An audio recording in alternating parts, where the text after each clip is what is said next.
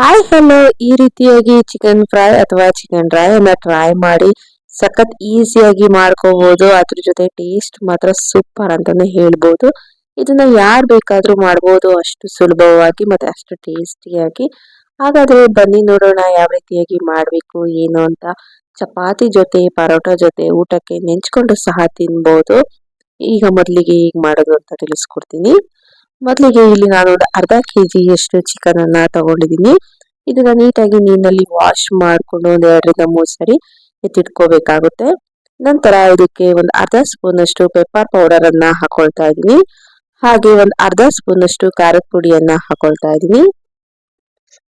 ನಂತರ ಇದಕ್ಕೆ ಒಂದು ಅರ್ಧ ಸ್ಪೂನ್ ಅಷ್ಟು ಅರಿಶಿನ ಹಾಗೂ ಇದಕ್ಕೆ ಚಿಕನ್ ಮಸಾಲಾ ಪೌಡರ್ ಅನ್ನ ಹಾಕೊಳ್ತಾ ಇದ್ದೀನಿ.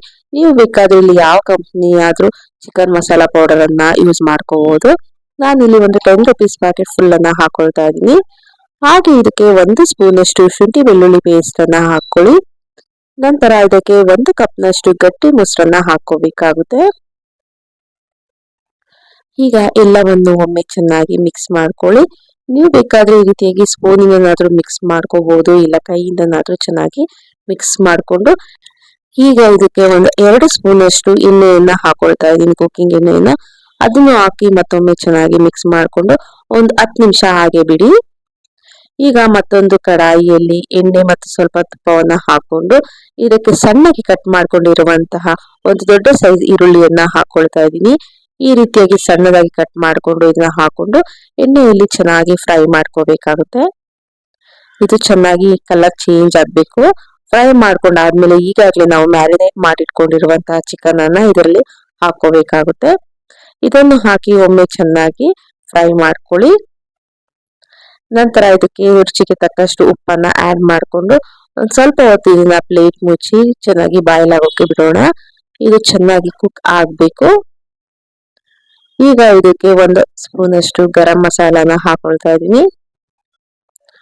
ಹಾಗೆ 1 ಸ್ಪೂನ್ ಅಷ್ಟು ಜೀರಿಗೆ ಪೌಡರ್ ಅನ್ನ ಹಾಕೊಳ್ತಾ ಇದ್ದೀನಿ. ನಂತರ ಪೆಪ್ಪರ್ ಪೌಡರ್ ಅನ್ನ ಹಾಕೊಳ್ತಾ ಇದ್ದೀನಿ 1 ಸ್ಪೂನ್ ಅಷ್ಟು. ನಂತರ 1 ಸ್ಪೂನ್ ಅಷ್ಟು ಖಾರದ ಪುಡಿಯನ್ನ ಹಾಕೊಳ್ತಾ ಇದ್ದೀನಿ. ಈಗ ಎಲ್ಲವನ್ನು ಹಾಕಿ ಒಮ್ಮೆ ಚೆನ್ನಾಗಿ ಮಿಕ್ಸ್ ಮಾಡ್ಕೊಳ್ಳಿ. ಇನ್ನು ನಿಮ್ಗೆ ಖಾರ ಬೇಕಾದ್ರೆ ಇನ್ನೂ ಸ್ವಲ್ಪ ಆಡ್ ಮಾಡ್ಕೋಬಹುದು. ಈಗ ಇದು ಪೂರ್ತಿಯಾಗಿ ಡ್ರೈ ಆಗ್ಬೇಕು, ಅಲ್ಲಿವರೆಗೂ ಚೆನ್ನಾಗಿ ಮಿಕ್ಸ್ ಮಾಡ್ಕೋಬೇಕು. ಈ ರೀತಿಯಾಗಿ ಕಲರ್ ಚೇಂಜ್ ಆಗ್ಬೇಕು. ನೋಡ್ತಾ ಇರ್ಬೋದು ಎಷ್ಟು ಚೆನ್ನಾಗಿ ಕುಕ್ ಆಗ್ತಿದೆ ಅಂತ. ಈಗ ಮೇಲೆ ಸ್ವಲ್ಪ ಕರಿಬೇವನ್ನ ಹಾಕೊಳ್ತಾ ಇದ್ದೀನಿ, 1-2 ಕಡ್ಡಿಯಷ್ಟು. ಅದನ್ನ ಹಾಕಿ ಒಮ್ಮೆ ಚೆನ್ನಾಗಿ ಫ್ರೈ ಮಾಡ್ಕೊಳ್ಳಿ.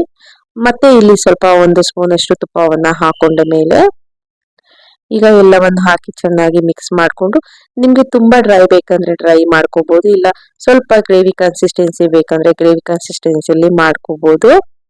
ಈಗ ಇದು ರೆಡಿ ಆಗಿದೆ, ನೋಡ್ತಾ ಇರ್ಬೋದು. ನಾನು ಈ ರೀತಿಯಾಗಿ ಮೀಡಿಯಂ ಕನ್ಸಿಸ್ಟೆನ್ಸಿಯಲ್ಲಿ ಮಾಡ್ಕೊಂಡಿದೀನಿ. ಈಗ ಸ್ಟವ್ ಅನ್ನ ಆಫ್ ಮಾಡಿ ಇದನ್ನ ಸರ್ವ್ ಮಾಡ್ತಾ ಇದೀನಿ. ನಾನು ಇಲ್ಲಿ ಸ್ವಲ್ಪ ಡ್ರೈ ತರಾನೇ ಮಾಡ್ಕೊಂಡಿದೀನಿ.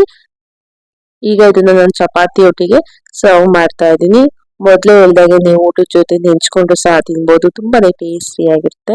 ನೋಡ್ತಾ ಇರ್ಬೋದು ಚಿಕನ್ ಸಹ ನೀಟಾಗಿ ಕುಕ್ ಆಗಿದೆ ಅಂತ. ಈಗ ಇದನ್ನ ಟೇಸ್ಟ್ ಮಾಡ್ತೀನಿ, ರುಚಿ ಮಾತ್ರ ತುಂಬಾನೇ ಚೆನ್ನಾಗಿತ್ತು. ನೀವು ಸಹ ಖಂಡಿತವಾಗಿ ಟ್ರೈ ಮಾಡಿ ಹೇಗ್ ಬಂತು ಅಂತ ನನಗೆ ಕಮೆಂಟ್ ಮೂಲಕ ತಿಳಿಸಿ. ಹೀಗೆ ಸಪೋರ್ಟ್ ಮಾಡಿ. Thank you so much. Bye.